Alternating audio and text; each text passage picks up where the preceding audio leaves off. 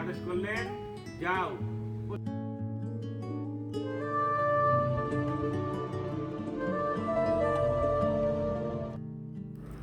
হরে কৃষ্ণ, নমস্কার। আশা করি আপনারা সকলেই ভালো আছেন। লাইফ অ্যারাউন্ড কৃষ্ণা আরেকটি নতুন ভিডিওতে আপনাদের সকলকে স্বাগত। আজ বৃহস্পতিবার, ভগবানকে হলুদ নাহলে কমলা রঙের পোশাক পরাতে হয়, তাই আমি হলুদ পোশাকই পরিয়েছি। কমলা রঙের পোশাক বেশি একটা নেই আমার।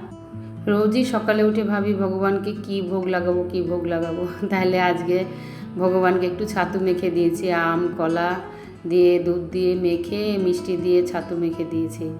এক এক দিন এক এক রকম ভোগ দিতেই ভালো লাগে, সব দিনকে একরকম ভোগ দিতে ইচ্ছা করে। আর সকালের দিকে আমি রুটি কমই করি, একটু কম কষ্ট হয় বেশি দাঁড়াতে, অসুস্থ হয়ে আছে কিছুদিন ধরে, কিন্তু বেশিক্ষণ দাঁড়িয়ে থাকি, রুটি করতে পারিও না। তাই ভগবানকে আজকে অন্যদিন মুড়ি চিড়ের পোলাও করে দেই। চলুন ভগবানের রান্নাঘরে যাওয়া যাক। আজকে ভগবানের ভোগে রান্না হচ্ছে ঘুগনি করব। কালকে রাতেই ভিজিয়ে রেখেছিলাম মটর, আর সেই মটর আর আলু দিয়ে একবারে সিটি দিয়ে নিয়েছি, নরম হয়ে গেছে খুব সুন্দর।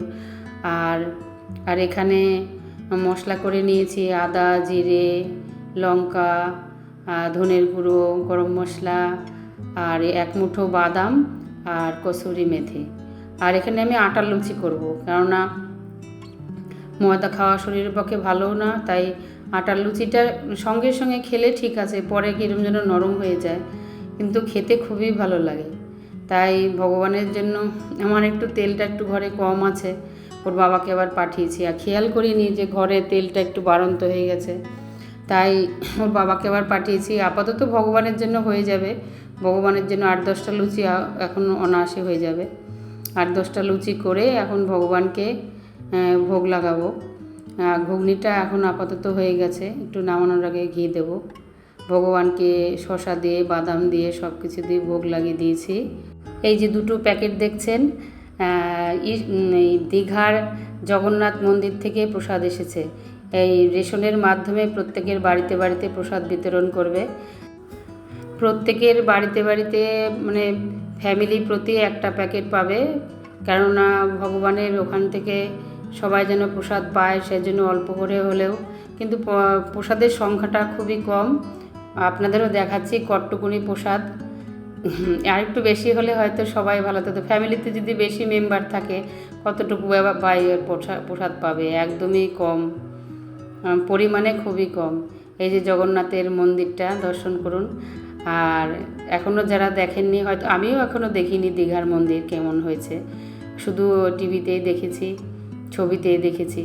এই একটা সন্দেশ আর একটা গজা, এইটাই, আর একটা কার্ড, এই দিয়ে সব ফ্যামিলি একজনকে, প্রত্যেকের ফ্যামিলিতে একজন করে যাবে। হ্যাঁ, আজকে আমার মেমে বসেছে যে ওই প্যাকেট ডিস্ট্রিবিউট করার জন্য। সবাই এসে লাইন দিয়েছে প্রসাদ নেবে, তা কত উৎসুক, সবাই প্রসাদ পাবে। তাই এখন আমি দুপুরের রান্নাটা করে নিচ্ছি। সকালে তো লুচি দিয়েছিলাম ভগবানকে, তাই আজকে একটু স্পেশাল করব কিছু। তাই আমার খুব ইচ্ছা হয়েছিল কতদিন ধরে যে আমি একটু পনির ভাপা করব। টিভিতে দেখি সবাই, আমি কোনো দিন করিনি, এই প্রথম করছি আমি। রেসিপিটা দেখেছি ইউটিউব থেকে কিভাবে করে। আমি একটু সর্ষে দিয়েছি, পোস্ত দিয়েছি, কাঁচা লঙ্কা দিয়েছি, আর কাজু, আর 1 মুঠো মতন কাজু দিয়েছি, আর নারকেল কুড়িয়ে রেখে দিই ডিপ ফ্রিজে, যখন যে সবজির দরকার হয় ওখান থেকে একটু বের করে নিয়ে নিই। তাই সব কিছু দিয়ে এখন এই শিলেই বেটে নেব, কেননা 2 দিন ধরে আমাদের একদম হাফ কারেন্ট, একদম ফ্রিজও চলছে না, জলের মেশিনও চালাতে পারছি না, এত অসুবিধা। বৃষ্টি, এদিকে বাইরে বৃষ্টি হচ্ছে, অঝোরে বৃষ্টি, অথচ কারেন্টও নেই। কি অসুবিধার মধ্যে আছি যে কখন ট্যাঙ্কির জল ফুরিয়ে যাবে, জল তুলতে পারবো না, কি অসুবিধা হচ্ছে। তাই সব কিছু একসাথে মিশিয়ে নিচ্ছি। এই পেস্টটা একটু যদি মিক্সিতে করতাম খুব ভালো হতো, কিন্তু কিছু করার নেই, শিলে ভালো হয় না। তাই সব কিছু দিয়ে, একটু নুন দিয়ে, হলুদ দিয়ে, কাঁচা তেল দিয়ে, আর সব কাঁচা মশলাগুলো দিয়ে বেটে নিয়েছি, যেগুলো যে একটু নুন দিয়ে সামান্য একটু মিষ্টিও দিয়েছি, মানে চিনি দিয়ে। আমার এমনি টিফিন বক্স আছে, অনেক বড় টিফিন বক্স, কিন্তু অনেক বড় টিফিন বক্স আর বসাবো না, তাই ছোট বাটির মধ্যেই, বেশি করিনি, অল্প করে করেছি। তাই টিফিন বক্সের মধ্যে প্লাস্টিক দিয়ে ঢেকে একটা গার্ডার দিয়ে ঢেকে দিয়েছি। গার্ডার দিয়ে ঢেকে জলের মধ্যে গামলার মধ্যে বসিয়ে দিয়ে এখন এটা ভাপে বসাবো। টিফিন বক্সে দিলে বেশি ভালো হয়। এটার আর একটা রেসিপি আছে কলা পাতার মধ্যে, কিন্তু এখন কলার বাগানে কে যাচ্ছে? আমাদের পুকুর পাড়ে প্রচুর কলা গাছ, কিন্তু ওখানে যে গেলে ভয়ও লাগে, প্রচুর সাপের উৎপাত, তাই যাই না। তো ওই মশলারই খানিকটা মশলা রেখে দিয়েছিলাম, ওর বাবা খুব কচু সিদ্ধ ভালোবাসে, ওল সিদ্ধ, তাই ওই মশলারই খানিকটা রেখে দিয়েছিলাম। ওই রেখে দিয়ে একটু কাঁচা লঙ্কা দিয়ে ওই মশলাটা আবার ওই ওলটার সাথে মেখে দিয়েছি। খুব টেস্ট হয়েছিল। আমি তো কোনো দিন এরকমভাবে এটা করি, কিন্তু আমি কড়াইতে ফ্রাই করে নিই। সর্ষে, কাঁচা লঙ্কা আর সর্ষে বাটা, কাঁচা লঙ্কা আর নারকেল বাটা দিয়ে আমি এই ওলটা ফ্রাই করে নিই কড়াইতে, সেটা আরও টেস্ট হয় খেতে। কাঁচা অবস্থায় এই প্রথম দিলাম, কিন্তু খেতে কিন্তু খুব ভালো হয়েছিল। আমি ওর বাবাকেও দিয়েছি, আমিও প্রসাদ পেয়েছিলাম, খুবই ভালো হয়েছে খেতে। এখন এগুলো গুছিয়ে এখন যাব ভগবানের ঘরে। এগুলো সব রেডি করে এখন চলে এসেছি ভগবানের ঘরে।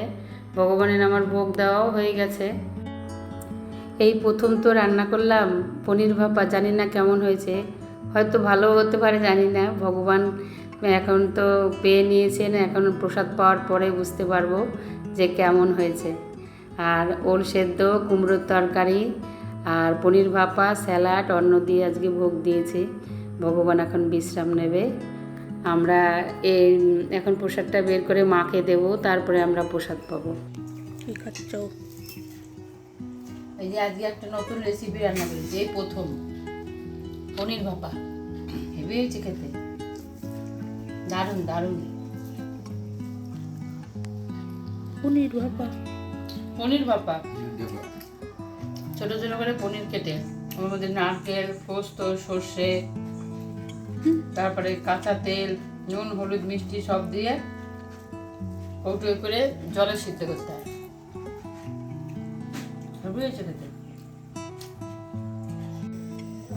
আমি এখন বেরোচ্ছি বীরনগরে একটা বাড়ি, ভক্তের বাড়িতে নামট্ট আছে। বৃষ্টি হচ্ছে ঝিরিঝিরি করে, গুড়ি গুড়ি গুড়ি গুড়ি বৃষ্টি হচ্ছে, তাই এখনই ওই বাড়িতে যাব, প্রোগ্রাম আছে। তাই দেখি, টুকটুকি অনেক জায়গায় ফোন করলাম, টুকটুকি পেলাম না, রাস্তা থেকে টোটো ধরতে হবে। বৃষ্টিতে অর্ধেক ভিজে যাচ্ছি, গুঁড়ো গুঁড়ো বৃষ্টি পড়ছে।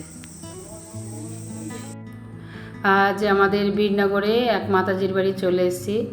আজ এই প্রথম ওনাদের বাড়ি প্রোগ্রাম হচ্ছে, কারণ উনি আগে কোনো দিন আমাদের এরকম ভক্ত সঙ্গ করেননি। আমাদের কিছুদিন আগে বীরনগরে একটা প্রোগ্রাম হয়েছিল, আমাদের ভক্তি বিনোদ ঠাকুরের যে অনুষ্ঠান হয়েছিল ইস্কনের তরফ থেকে, যে প্রোগ্রামটা হয়েছিল, সেখানে এই মাতাজির সাথে পরিচয় হয়েছিল এই প্রভুজির। তাই উনি বলেছিল উনি আগ্রহী এই ভক্তিপথে আসার জন্যে। তা সেই জন্য আমরা সবাই আজকে সব ভক্তরা মিলে একত্রিত হয়েছি, যে এখানে প্রোগ্রাম হয়েছে, অনেক ভক্ত হয়েছিল। এখন তো অল্প কজন, পরে আবার আসবে, আরও ভক্তরা আসবে। এখানে এসে গৌর আরতি, নৃসিংহ আরতি, তারপরে কৃষ্ণ কথা, ভাগবত কথা, অনেকক্ষণ প্রোগ্রাম হয়েছে, প্রায় তিন ঘন্টা, 2.5-3 ঘন্টা এখানে প্রোগ্রাম হয়েছে।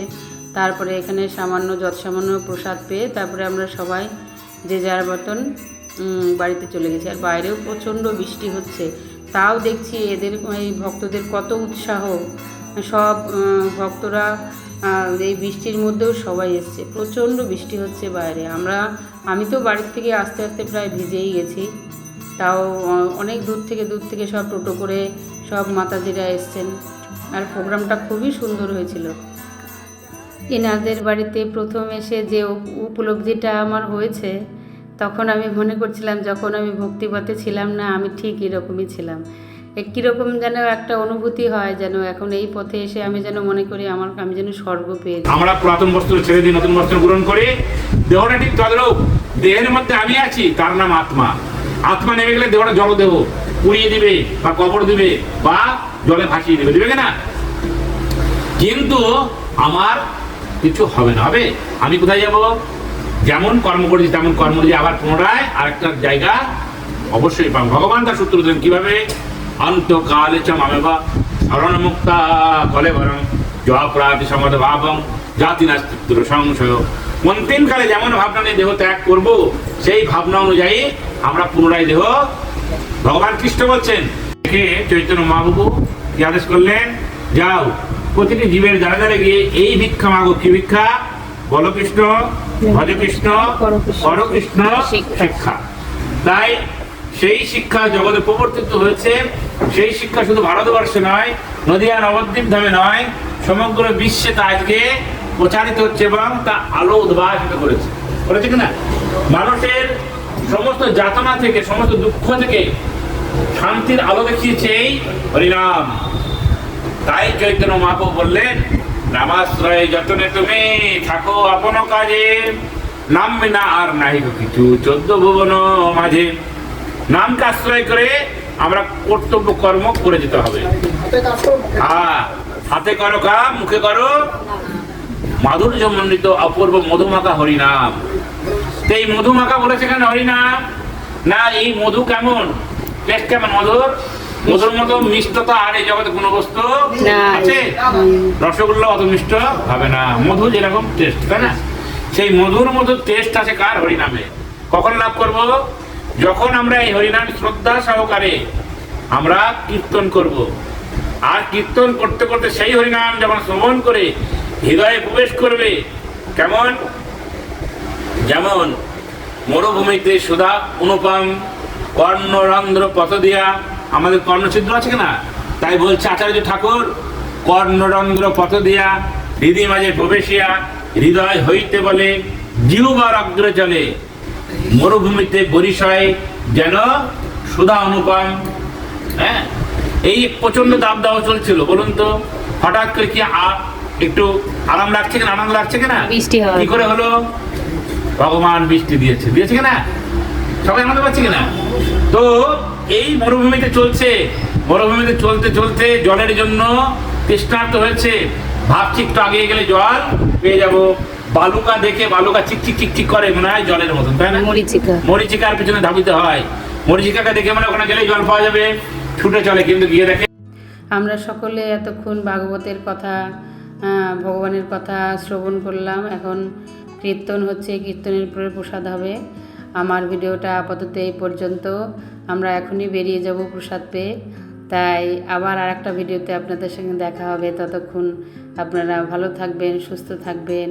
আর আমার ভিডিওটা যদি আপনাদের ভালো লেগে থাকে, সাবস্ক্রাইব করে আমার পাশে থাকবেন। হরে কৃষ্ণা, হরি বল।